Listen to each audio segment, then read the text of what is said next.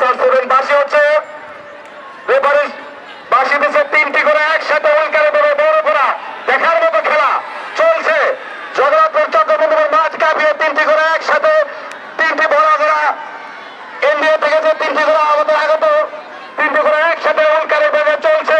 দেখা যায় কে হয় 5 সেকেন্ড হাই কি দৌড়ে ভাই, কত খেলা তো দেখছি, এত দূর তো দেখি না হলো। উল্কার বেগে 3টি করে একসাথে চলছে, তালে তালে তালে মিলিয়ে একটি আরেকটিকে পরাজিত করার জন্য চেষ্টা করছে। 2 টান হবে, 2 টান সরবাই, 2 টান হবে,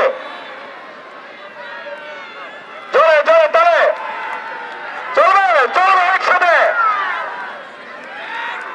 দৌড় দৌড়।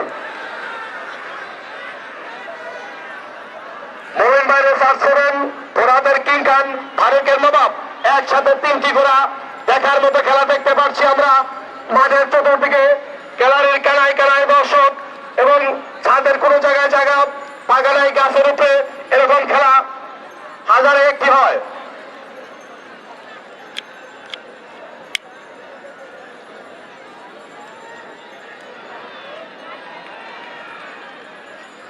একসাথে 3টি ঘোড়া উল্কার বেগে চলছে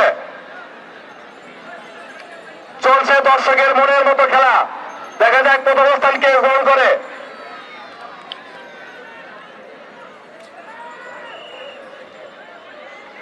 নমিনেশন